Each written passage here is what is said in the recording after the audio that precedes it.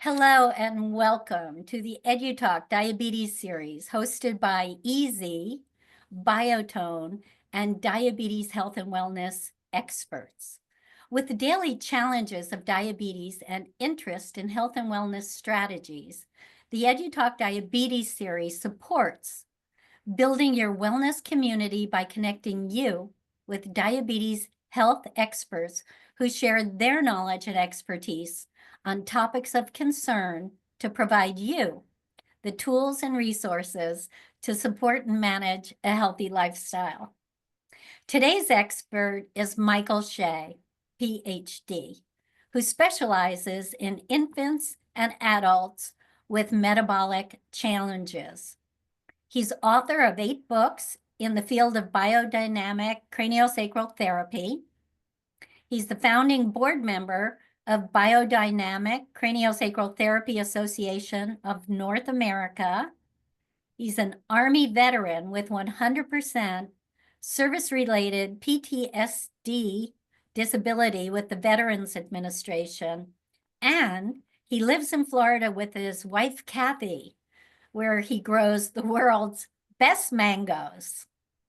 And we're about to listen and learn as Michael presents part 2 of his causes and care of type 2 diabetes.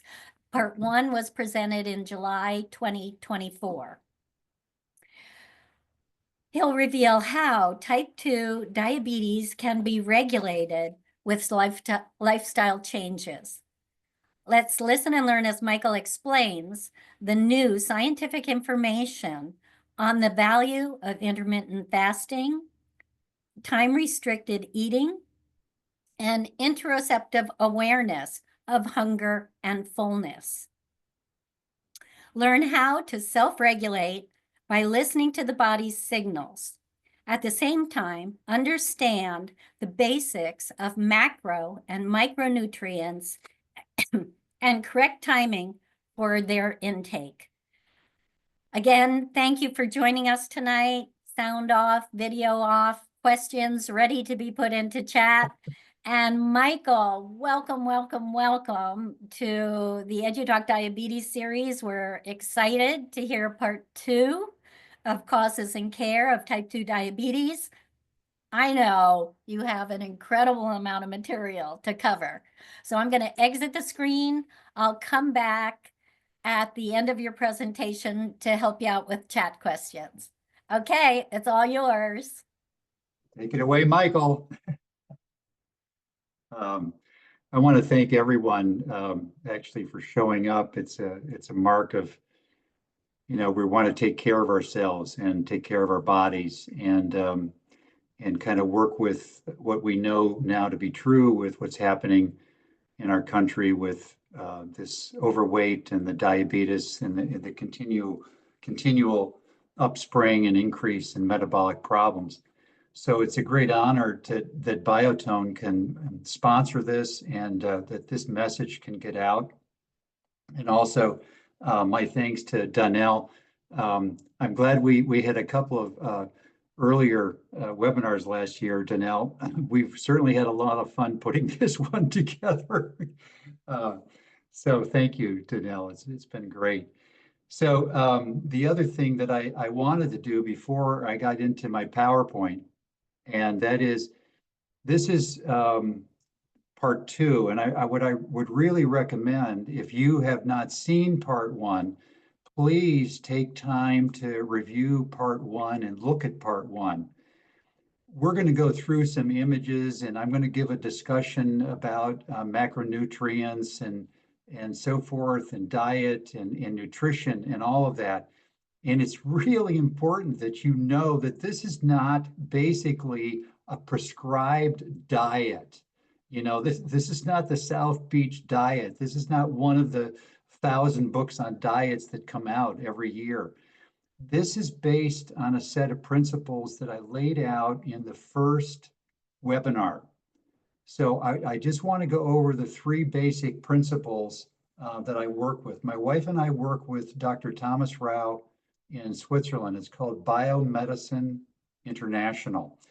And it's called, also known as Swiss biological medicine. There's a book by that name. And he's an alternative oncologist, and he has one of the largest and most successful clinics in all of Europe, and especially for treating many types of metabolic disorders, but especially cancer.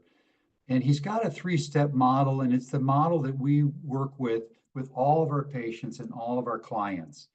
And so let me just go over that. And again, this is in the first part one of the seminar from last July.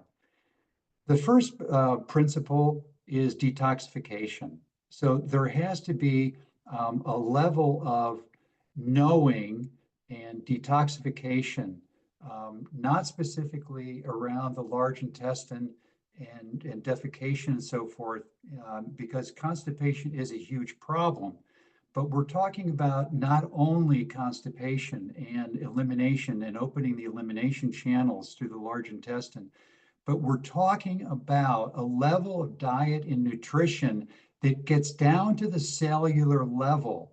So there's multiple pathways in the human body, not just the large intestine and the skin for purification and detoxification. Many of you listening to this know that the liver is a major organ that needs to be detoxified, but the body needs to be and have regular detoxification. And a lot of that has to do with just the level of toxicity that's in our environment, not just our food.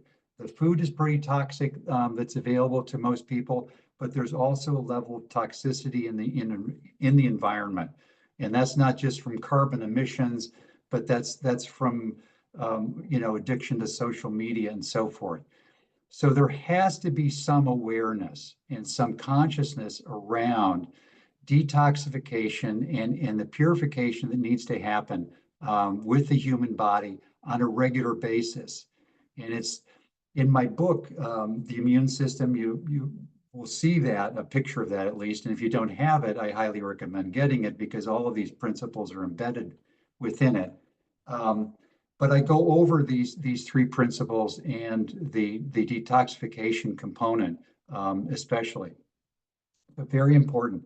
The second piece regarding this is the principle of the restoration and repair of the gut microbiome.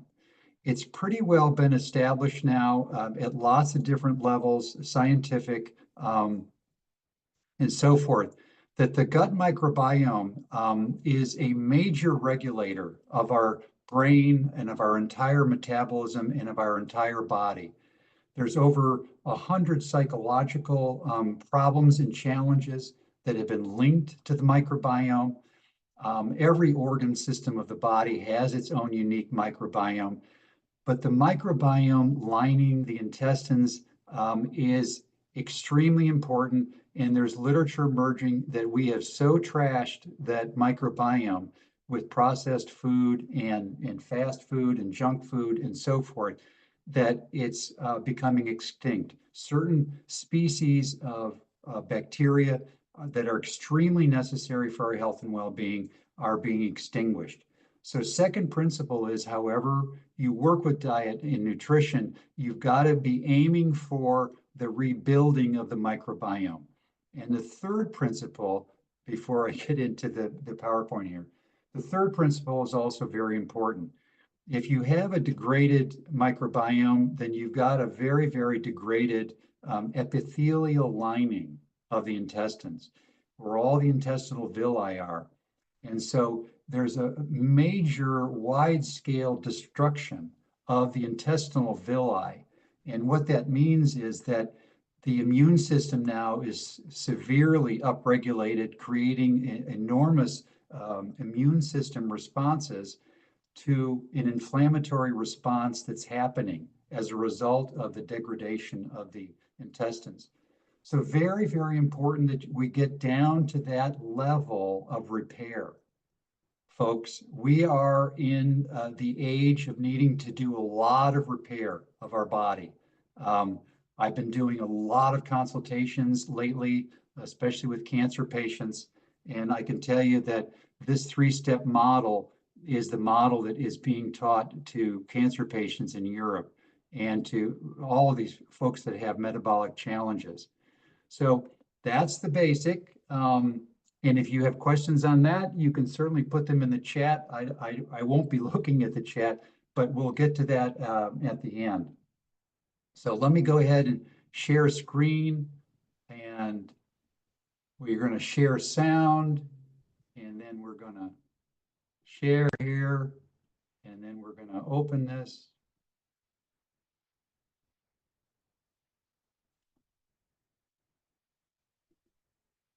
Good.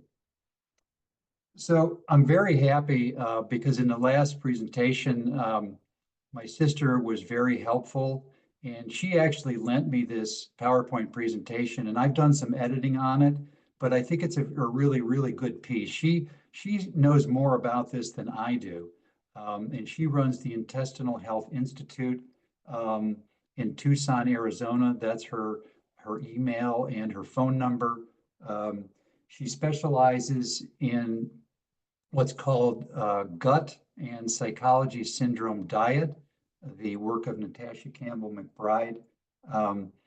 And so the gut and psychology syndrome, and it's a very, very important dynamic that works with all three of these principles: the detox, the repair of the microbiome, and the repair of the lining of the gut. So the goals for the next couple of minutes, the next 30 minutes or so, is just to identify what are macronutrients, to identify sugars as a part of the carbohydrate dynamic, and also to identify real food versus processed food. Real Food is actually a website of Robert Lustig, MD, and that means Robert Lustig is a pediatric neuroendocrinologist at the University of California in San Francisco, and he's the international authority on the dangers of sugar. So we're going to see that, but we're also going to talk about real food and the importance of real food. So the basic three macronutrients, and I'm sure I'm preaching to the choir, some of you already know this, are carbs, fats, and proteins. And I think it's important to know that there's different science. Nutrition science is very, very complicated, and it's also very controversial, especially here in the United States.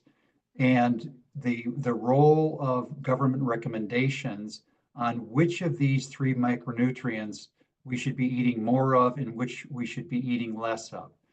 And as of about 30 or 40 years ago, the rule of thumb was that we should start lowering fats and then raising carbohydrates in our diet. And that has become a huge problem. So that's called the high carb, low fat diet.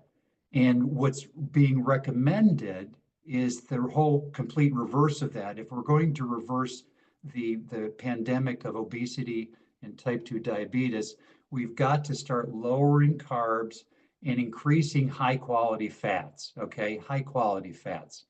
And also high quality protein, because typically the protein is going to have a fat associated with it. So here we see on the left, we see the fewer carbs, the natural fats, butter, olive oil. I don't want to insult any the vegetarians that might be watching this, but meat is an essential macronutrient in many cultures because of the vitamin and mineral complex it has in it, especially for children. Fish and seafood. And then we move over towards the healthy fats and proteins and the vegetable dynamic. And right here, it's talking about vegetables that grow above the ground, okay, 1 to 5. So there's a lot of discussion in nutrition science about having 30 different fruits and vegetables a week. That may be difficult for many people. So this is, this is the teacher in me, and this is the teacher in Sheila. I think it's very important that when you're studying this and you want to know about this, that there's three branches of carbohydrates. So you've got the monosaccharides. Those are the easiest ones to digest, okay? And then you've got disaccharides, and then you've got polysaccharides. And you can see that the polysaccharides, the beans, the grains, the starchy roots, and so forth.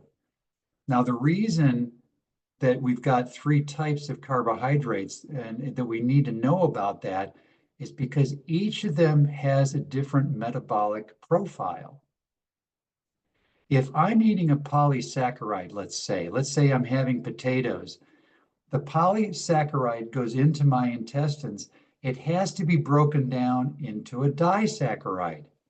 So then another set of metabolic biochemistry has to come into play to break down the disaccharide into a monosaccharide so that it can be readily absorbed by the bloodstream and then by the liver for the basic needs of the cell and the cell mitochondria and for the ATP cycle.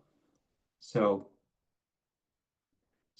we want to be able to aim for more of the monosaccharides and less of the disaccharides and polysaccharides, just in general. And that is because if you're eating too many polysaccharides, you're really working your metabolism really hard because it has to go through all these extra stages of digestion and assimilation. Not that the particular food would be bad for you per se, but junk food and processed food is heavily polysaccharides. One of the things that's very interesting about diet and nutrition and so forth is what we were eating prior to the advent of carbohydrates. Carbohydrates came on the scene about 11,000 years ago. And in the ancestor diet, carbs only were 5%. And fat was 75%, really high quality fat, but that's going to be a lot of animal fat. And then the protein, of course, was 20%. So the current dietary recommendation by US experts, and just to say that there's going to be a new US dietary recommendation coming out within the next month. So this is actually the old one, but it's that the protein is 20% and the fat's 20%. But look at the carbs, that the carbs were up to 60% from 5%. So in that 11,000 years, we've seen the gradual evolution of inflammatory processes, inflammatory markers within the immune system, and all of these different types of disorders and diseases that happen. Now, I can't blame it totally on carbs. I understand that. There are other factors. There's genetic factors, lineage factors, lifestyle factors. There's so many factors associated with this. But carbs plays a major role. So we just have to understand that. If we had a whole lot of extra time, we could do a year-long course and all these different dynamics associated with it. But here we're talking about carbs. So fat from plants and animals. We see that from plants, nuts, avocado, coconut, olive oil, sesame, and avoiding canola and seed oils. The primary seed oils that you want to avoid are the safflower and sunflower and canola oil. These oils are heavily processed before they're added to food. And they're also the oils that, because of their heavily processed, they turn rancid very quickly in processed food. And so a lot of the chips and things that we eat that are processed, and believe me, I had some chips at lunch, so I'm not I'm not lily pure with my diet, but it's these oils turn rancid, and it's not only the carbohydrate that's the problem, it's the rancidity of the oils that are in the processed food. In the animal realm, ghee, which is purified butter, beef tallow, beef fat, lard, sour cream. Lard is from the pork. Sour cream, full fat cream, butter, And you really need to avoid things like margarine. I grew up in the age of everything's better with blue bonnet on it. So, and my parents went out and bought margarine. And that I remember when we stopped eating butter in my household and we went to margarine because our parents were told that margarine is better for you. Now we know that's not true.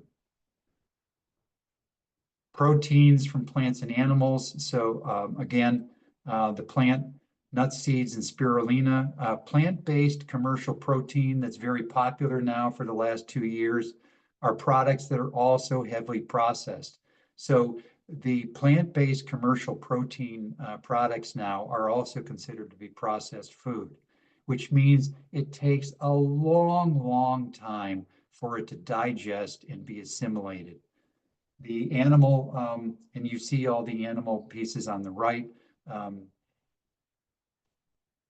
So, and yes, it is possible to be a vegetarian and get the proper nutrients you need.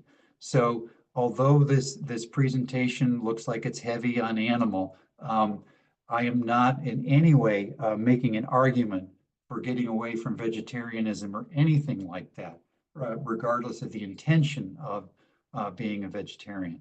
And I was a vegetarian myself in my 20s, but that's another story. I was morbidly obese when I got out of the military, and I went into a strict vegetarian diet, and I lost 100 pounds. And so that was very, very helpful. So what are real foods versus processed food? So real food, buy fewer items in bags, boxes, and jars we consume. And this is the science, folks, that just came out last year. We consume the equivalent of a credit card size amount of plastic per week. More and more literature is coming out that our blood has microplastic in it. And as of a month ago, it was shown that our brain now has microplastic in it. So we've got to also develop detoxification of our body in order to start getting the plastic out of our body that's circulating in our body. Scientists aren't quite sure right now what the downstream effects are metabolically, but we are already a sick country. 93% of Americans are metabolically unhealthy. So that's a huge, huge problem. So we need to start detoxing. We've got to read labels and choose foods from produce, bulk, and meat departments. So real food and lowering the amount of processed food that we eat. So we're going to look at a video right now on sugar. This is very short. It's a minute, and you'll be able to hear this again. Sugar. Yes, sugar in baby's brain is called ADHD. और इसी तरह sugar in adult's brain is called Alzheimer and dementia. Sugar in your eyes is called glaucoma. Sugar in your teeth is called cavity. And sugar on your skin is called aging. Sugar in your sleep is called insomnia. Sugar in your blood is called diabetes. Excess sugar in your system is called cancer. Sugar in Wall Street is billion-dollar industry. जी हाँ, addiction of sugar is 8 times more powerful than cocaine. Sugar. So it's very important to understand that sugar now is basically the enemy. If we get right down to it, added sugars and just sugar in general, and I'm not talking about the fructose in my mangoes or the fruit that I eat. I'm talking about the sugar that's in the drinks and that's added sugar in our food. And what I want to do now is we're going to focus now just on sugar and how important that is, as you just saw. Right now, the 12th annual Quit Sugar Summit, hosted by Robert Lustig, it's taking place right now. Robert Lustig, as I mentioned at the beginning, is my hero. I've been following him for over 10 years, read his books. He's the international authority on sugar. So I'm going to open up this Facebook presentation. It's a talk, just a short 3-minute talk that he gave last week at the opening of the Quit Sugar Summit. And you'll get to hear Robert Lustig. You can go to YouTube and there's a ton of stuff on Lustig.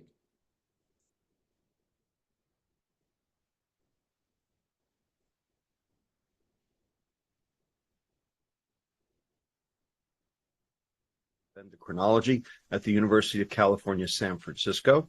And I am here on behalf of Mike Collins and the Quit Sugar Summit, summoning all of you to this year's QSS meeting.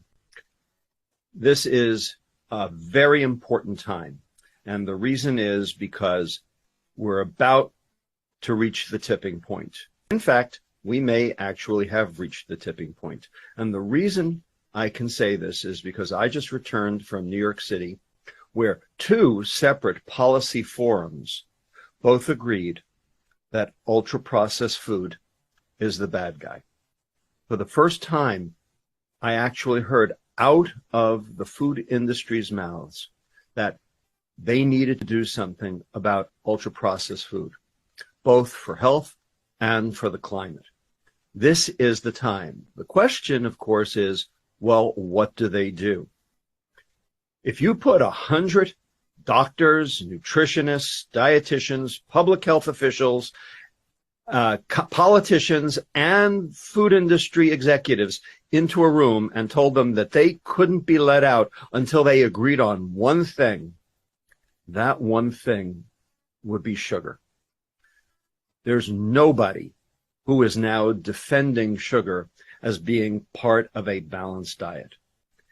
The wall has come down. All right. Now the question is, how do we deal with it? Well, it's going to be a while before, we have rational global policy to deal with the problem of sugar. But in the meantime, the message has to get out to the rest of the public. And that's what the QSS Summit is best at, is bringing this information to the public. We need to recognize that children are the target. They are the next generation, and they are being poisoned. They're being poisoned at home, and they're being poisoned at school. Think of your school's cafeteria as the largest fast food franchise in the world. We have to fix this problem. Remember that sugar is a toxin to both brain and body. It's the reason kids are getting fat. It's the reason kids are getting diabetes. And it's the reason kids can't learn in school. Because sugar poisons mitochondria. Sugar makes your body burn energy less well. And finally, the food industry has owned up to its own culpability in this. We have the gauntlet. We have the power now to do something about it. We now can string the science to the medicine, to the policy, and finally, we're going to deal with the politics as well. So this is the time that we have hit our turning point. Please watch all of the episodes of the Quit Sugar Summit coming this week, because this is for you. This is for your children. This is for society. This is for us. Thank you, and God bless all of you. So I want to just give a shout out. He's such an amazing person, and I think it's very important that the pieces that he said. There were a lot of options I had for showing his videos, but this one just came out last week. You can still go on to the Quit Sugar Summit. All of it's for free. Over 40 different professionals speaking on all of this.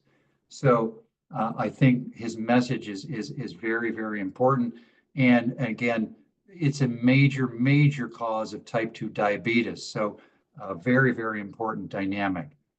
When we look at sugar consumption, we look at glycation, we look at a weakened immune system, cancers, aging, heart diseases, diabetes, and obesity. This was just also mentioned, but we see that the more sugar you eat, the more you have these challenges. And again, we have lists of sugars, barley malt, rice syrup, molasses, maple syrup, tamari, miso, namoshoyu, tapioca starch. You can see all of these on the right, the natural ones, agave, although agave is very heavily processed, coconut sugar, whey protein, things that say natural flavorings, carrageenan, inulin, potato starch. These are all sugars. And the list just keeps going on. I want to give a shout out to two things here. Artificial sweeteners that you see here, aspartame, sucralose, sorbitol, erythritol, xylitol. These are now all implicated in the destruction of the gut microbiome and the degradation of the epithelial lining. So the artificial sweeteners are also a huge problem and a very, very toxic chemical that people are putting in their body. It's painful when I see a family member of mine who just loves his aspartame in his coffee and just, doesn't want to give it up. But again, you just have to support people where they are. The biggest one on the top right here, high fructose corn syrup. High fructose corn syrup is so prevalent in so much processed food. And folks, there's no molecule in the human body that recognizes it. When high fructose corn syrup gets in the human body, the gut just goes, OMG, what am I going to do with this? I don't even know what this is. And so it has to generate an inflammatory response, surround it with, and put it into a fat cell to insulate it from harming the rest of the body. And God knows when it gets to the liver what it does there. So these are the sugary drinks, grape juice, Mountain Dew, all these different products. And you can see the amount of sugar, 53 grams. So there is a trend in America now where less and less sugary drinks are being drunk, and there's more water being drunk. But we still have a long way to go to get down to zero added sugar in our diet. So sugar can damage your liver just like too much alcohol.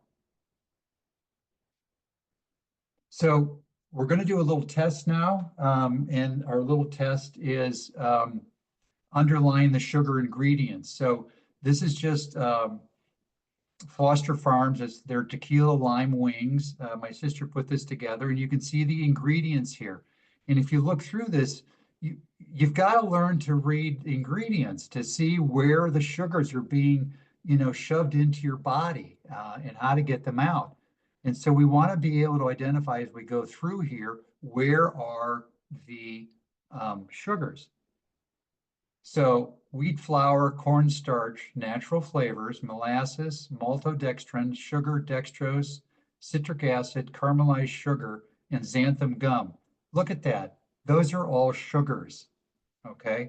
So please start reading labels. Here's another one, Hormel Foods, turkey breast slices, packaged deli sandwich meats. And so here you can see the ingredients.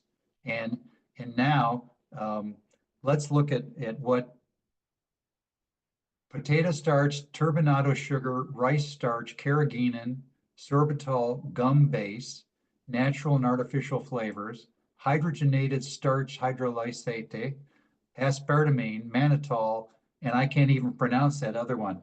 And my wife says, if you can't pronounce an ingredient that's on an ingredient list, don't buy the product, okay?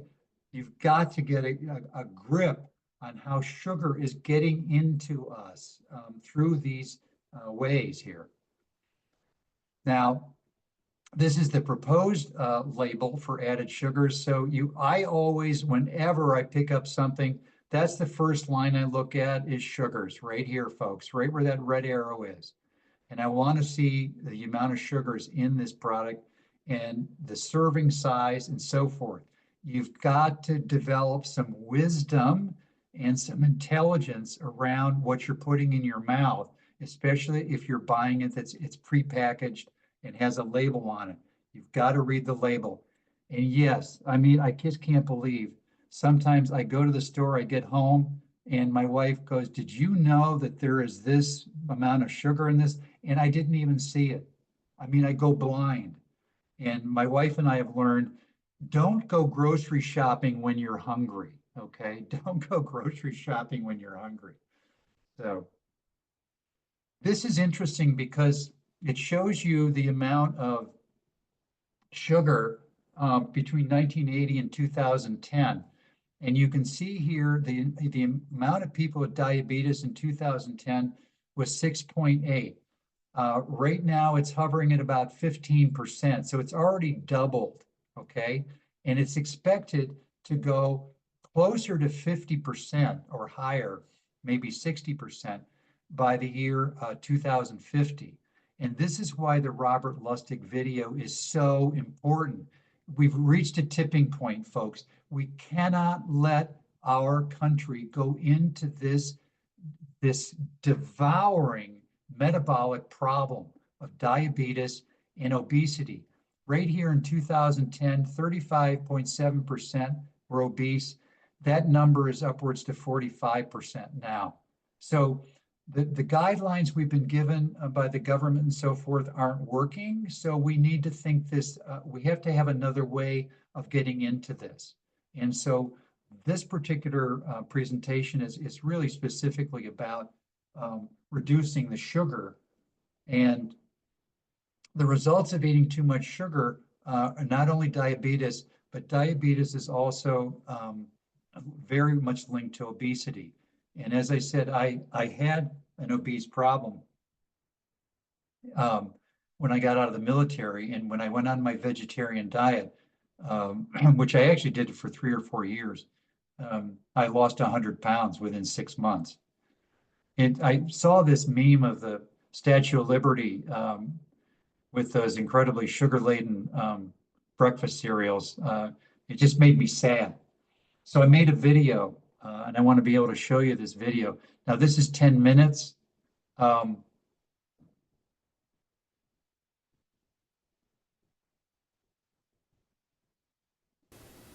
My name is Michael Shea, and I've written a book here called The Biodynamics of the Immune System.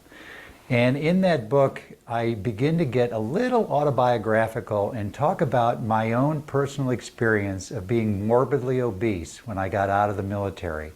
So I weighed about 100 more pounds than I do now. And what is most shocking as I've worked through this in my 20s and 30s, because I'm in my mid-70s right now and I've managed to keep the weight off, which is not easy to do for a lot of people. But what's more shocking is that more and more and more people are morbidly obese. We've heard about this problem in the United States. This is March 2024, and the World Health Organization just announced this past week that over 1 billion people on this planet are obese. That in the age group between 5 and 19, the rates of obesity have quadrupled. Cardiovascular disease, type 2 diabetes, all of the spin-offs from being obese. So we have an obese planet. And we've got some solutions that my wife and I talk about in my book, and Kathy has contributed a couple of chapters regarding working with obesity. But I also just wanted to say a few things and just to offer maybe a little bit of humor in this. And that is that for me, one of the main problems with obesity is the whole notion of feast or famine in terms of our entire transgenerational history that we've had from the beginning of time, from the beginning of Homo sapiens, that has always been about a time of feast where you fill up, and then a time of famine when there's a lack of food and a lack of water and so forth. This is our genetic heritage. And we now live in a time when we can get a continual feast in most Western developed countries.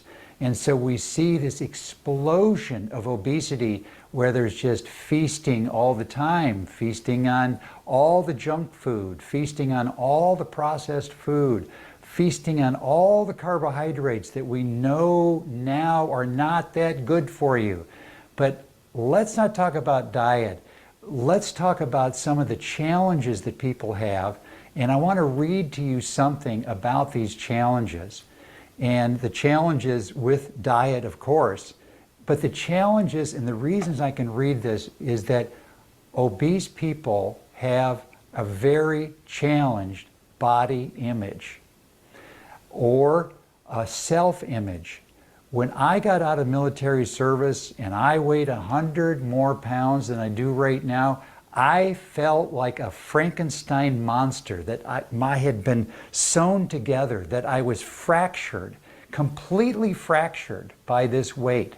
And so it's very important, as I read you the following story, that you get a sense of that fracturedness, number one, and also a sense of okayness, that we have to begin, we've got to stop demonizing obesity, and we've got to stop demonizing obese people, because that's part of the problem. So this is a story called Being Fat in America, and it's by John Robbins. Maybe this partially explains why obese people are flocking to a restaurant outside Phoenix, Arizona, whose name, and I'm not making this up, is the Heart Attack Grill. The restaurant, which seats 100, is often packed. It offers what owner John Basso calls, quote, an environment of acceptance to overweight customers who are typically demonized by society, end quote. But at this restaurant, it's a little more than acceptance. The Heart Attack Grill literally celebrates obesity. Customers are over 350 pounds can eat for free. A scale is strategically placed at the center of the restaurant so other diners can watch the weigh-ins. When customers exceed 350 pounds, says the restaurant's owner, quote, everybody applauds and cheers for them. A big smile comes over their face. A big smile comes over their face. And for once they are finally accepted. They are not picked on here. End quote. It is all seems too sexy too. Waitresses, all of them young and slender, are dressed as scantily clad nurses, wearing high heels, thigh-high stockings, and skimpy outfits revealing lots of cleavage. It sounds like fun, except when it isn't. Recently, the 575-pound spokesman for the Heart Attack Grill, a 29-year-old man, died. It wasn't a heart attack, it was pneumonia. He had been the public face of the restaurant and star of its advertising.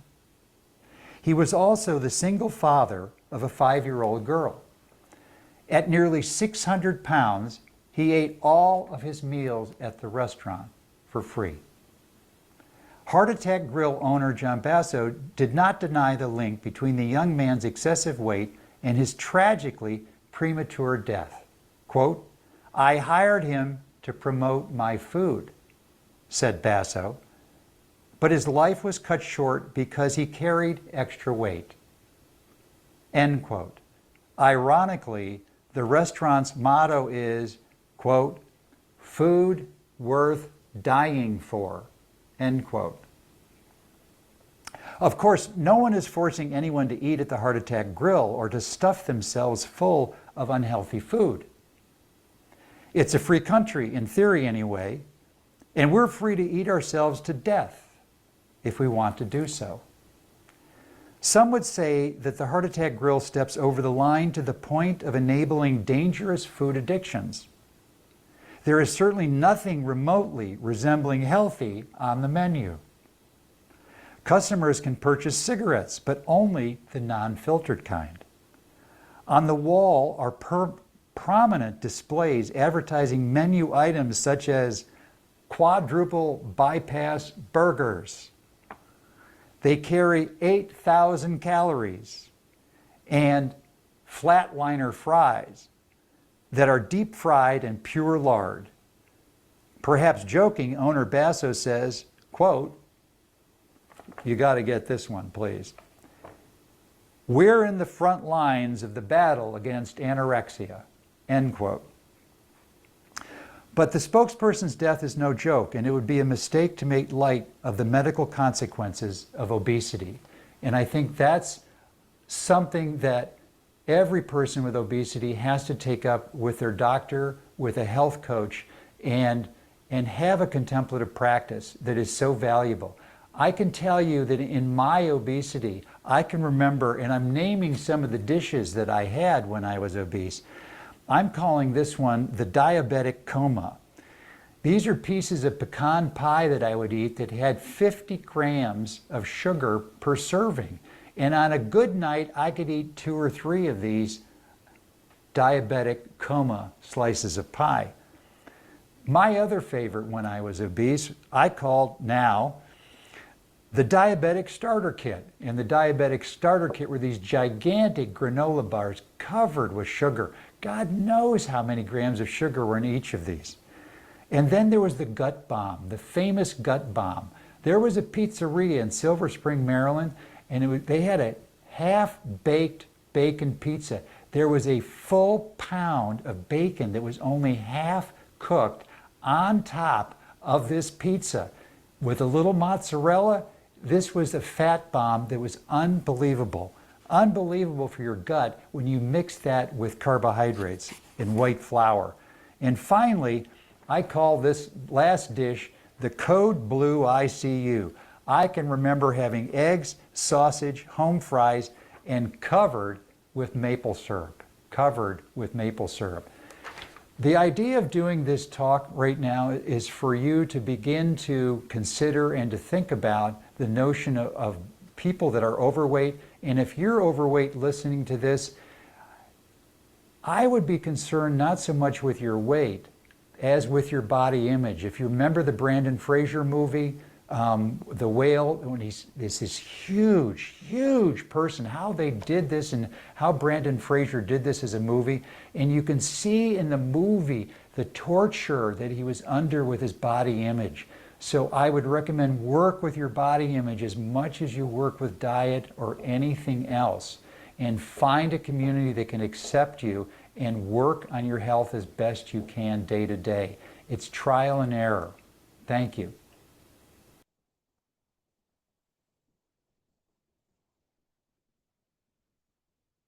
Good. So we've talked a lot about sugar, and then we just had the 10 minutes of the heart attack grill and talking about body image. And I think it's also important to say within this dynamic that underneath the body image and all of this, when you've been diagnosed, let's say with obesity or type 2 diabetes, yes, you are dealing with a body image, but you're also dealing with what's called a metabolic lack of safety.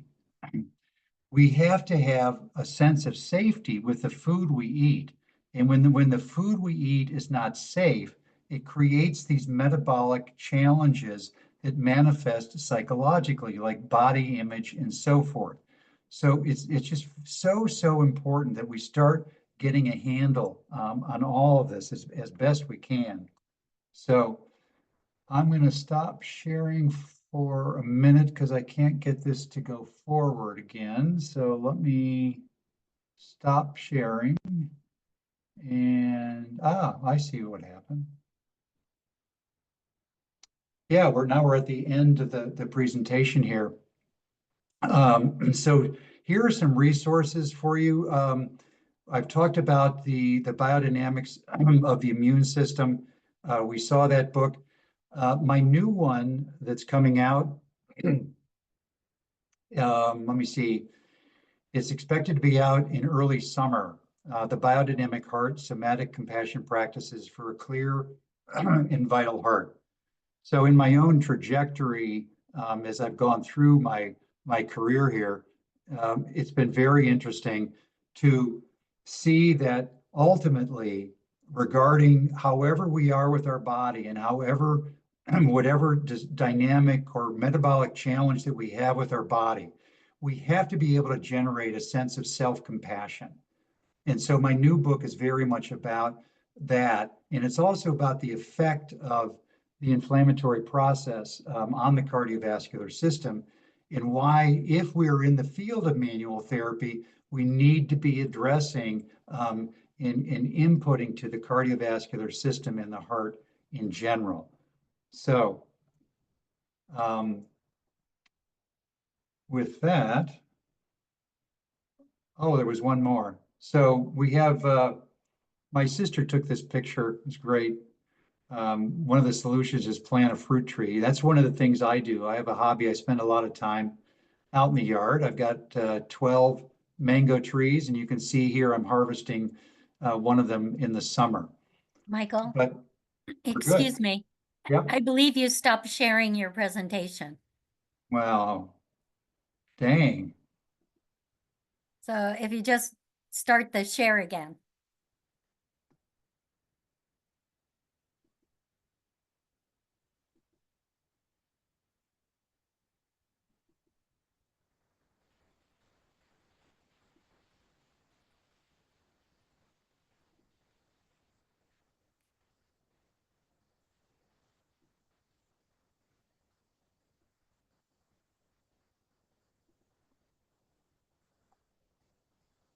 Can you see that now, Donnell? Yes, and if you want to go to the lower right corner and just enlarge it. Yeah. Yeah, okay. Good. These are just some resources. So you heard me mention my two books, and then the blood sugar solution, the 10-day detox diet, which both my sister and I like a lot, by Mark Hyman. I think it's also important to say that, within the context of this conversation with diabetes and obesity and sugars and all that, that you have a coach, that you have someone that you trust, that you can, like a nutrition coach, a lifestyle coach. My sister does that work. My wife, Kathy, also does that. And so it's very important in the navigation of the detoxification and of the repair that's necessary of our gut while we're reducing sugar, that we also have some sensibility and clarity from the outside of someone we trust with their advice. But ultimately, it's about trusting our body. And it's about a sense of safety, because when we have these challenges with obesity and type 2 diabetes, we've lost our ability to be aware, this interoceptive awareness of when we're full, which is driven by the endocrine system. And so we're out of touch with when we're full, and we're also out of touch with the nature of elimination in general. We ignore signals and all of that to eliminate. So we've got to wake up our internal viscera and start paying attention to when we're hungry, when we're full, when we need to use the bathroom. This level of interoceptive awareness you can learn through body work and manual therapy, because it really wakes up the sensibility of our body. And then finally, I talked about my mango tree, but there you go. I love showing my mangoes. So this is the summertime. This was a kit mango, but I have like 1,000 pounds of fruit every summer. It's just totally amazing. And there's the information on my website and so forth. And you can get the recordings. Biotone, you're so amazing. Thank you for just having me do these two presentations. And now I think we'll finish. And Danelle, do you have any questions from the audience? We had some comments. Dale is saying a comprehensive, concise, and clearly distilled presentation. Maybe we all spread the message of how sugar triggers our metabolic syndromes, leading to our chronic aches, pains, and diseases. Thank you, from an iPad. And Laura is saying, thank you, Michael. You inspire us. We try to improve our eating routines every year a bit more. And I have your books, excellent. Love and hugs from Argentina. Wow. Exactly. Thank you very much for this presentation from Meryl.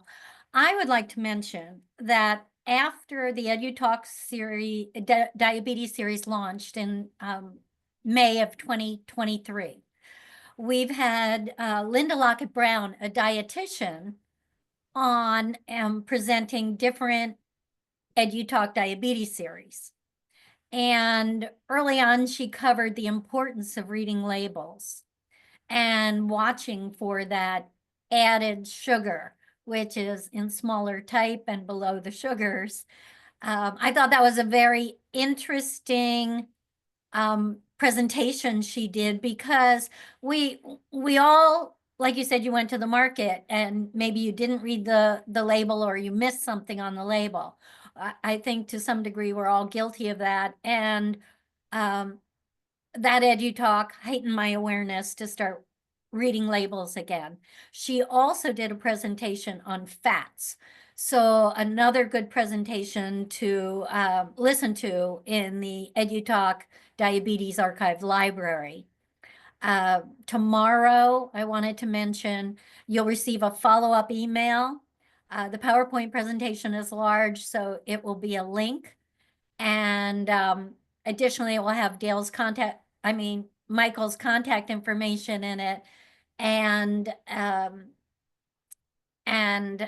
ways you can contact him, and links about his books. Tricia, do you have a comment that you'd like to address? Well, I put it in the chat box regarding that 1 gram. It seemed like he was highlighting that 1 gram of sugar might have been high, and that sounds low to me. It was on one of the labels. Did I get that right? Yeah, I think that one slide showed, 1 gram. Yeah, that's low. I mean, the general thinking is that any of the labels that say 8 to 10 grams, is manageable. I don't know why my sister chose that one slide that just said 1 gram, but yeah, that's really low. Okay. But I would say what I don't know, what my wife says is anything above 8 to 10 grams is dangerous for added So we sugar. should go 1 to 7 and be Yeah, okay. all right. Okay. Thank you. Thank you. Yeah. Now, early on in the presentation as well, you mentioned the gut lining, and just how, what we eat can wreak havoc on it, basically. How Right. do you start repairing that? I mean, is that something, aside from changing diet, do you take supplements to build, let's say, the lining of the intestines again, or what are your thoughts along those lines? For the non-vegetarians, Danelle, the solution du jour is what's called bone broth. Now, the reason bone broth is popular, and we have in our home here almost every other week a big pot of bone broth going. So we have animal bones, we have all our vegetable cuttings, and then we put them in a crock pot and we let it simmer for 2 or 3 days. The bone broth has a discrete select amount of amino acids, and the specific amino acids that are necessary to rebuild the intestinal villi and the epithelial lining of the gut.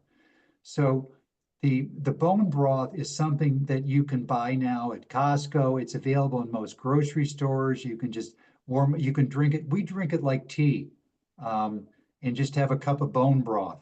And we do that on a regular basis. And it's just loaded because it's got all the vegetable cuttings in it. It's just loaded with micronutrient. We didn't even talk about micronutrients, but it's loaded with micronutrients. So very, very important. There are vegetarian amino acid broths that you can also make. You can see it on YouTube, and you just Google that if you're vegetarian. Okay, and Tricia is back with another question or comment. Okay, just to clarify what you're saying, is it good to aim for organic bone broth as well? Something, just go one step further, organic bone broth or, Oh, absolutely. okay, I, thank you. I think the prevalence now and the availability of organics, at least wise where I live and where I travel, even in Europe, is readily available. So we tend to focus, Tricia, on avoiding the dirty. It's called the dirty dozen. Have you seen that listing? I would like to see that. I've seen it, but I don't recall it. So if you go to Google, there is you just put in dirty dozen list of vegetables and so forth, and it'll come up with the 12 highest amount of insecticide and pesticide retention in fruits and vegetables. You have to avoid those 12. You've got to avoid those 12 because of the exceedingly high level of retention of insecticides and pesticides.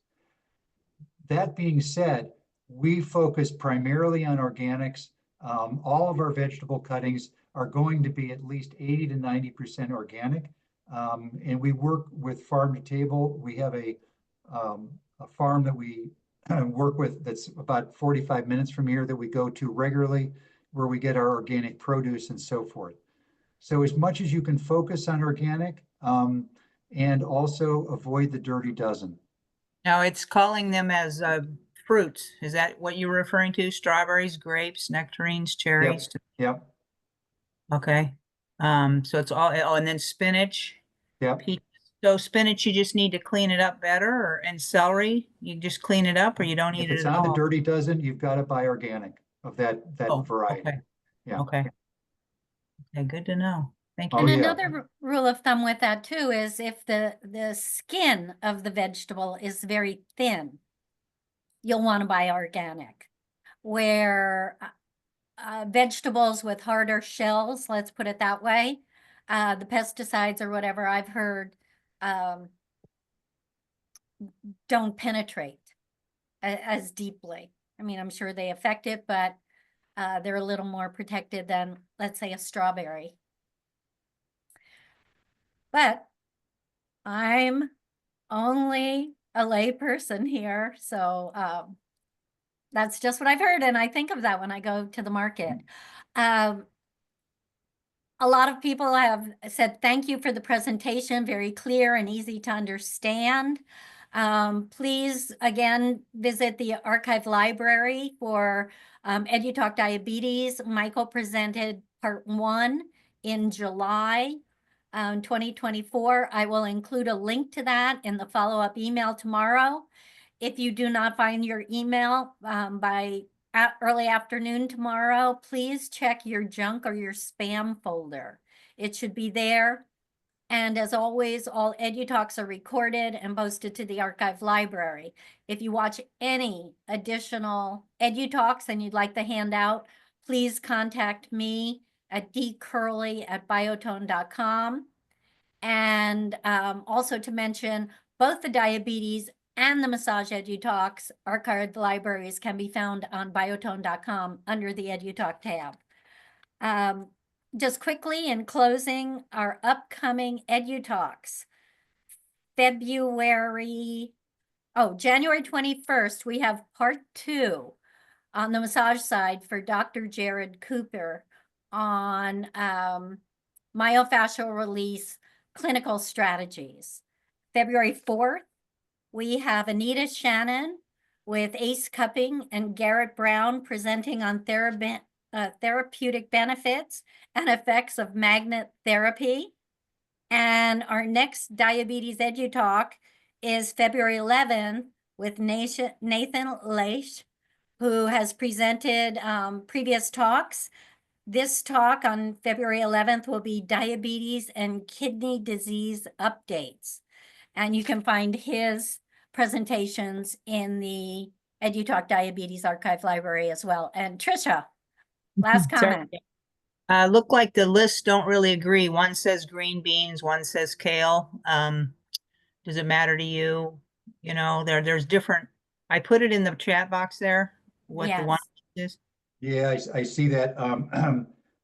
Unfortunately, or unfortunately, there are varying opinions about the Dirty Dozen. So whatever is on either of the lists, because I would trust either of those lists. Just go organic in the case of any of these. Yep, That's the Great best. rule of absolutely. thumb. Okay, Absolutely. thank All you. right. And thank you, Tricia. Thank you, everyone, for attending and your interest and support in health and well-being for your clients, your family, your friends, or yourself. And again, join us for the next Diabetes Edu Talk on February 11th. And do visit the archive libraries. And I'll put links to that in the follow-up email. Thank you so much, Michael. Your Edu Talks have been, both on massage and diabetes, have been wonderful. And I look forward to having you back, and we will, for your new book. So take care, everyone. Be safe. Thank you for participating tonight. Thank you. Yay, we did it. Yay, We did it. Yay. I know, so Yay. exciting. Yay, Okay. Donnell. Thank you. Thank you, Jesse, too. Okay. Take care, everyone. Be safe. Bye-bye.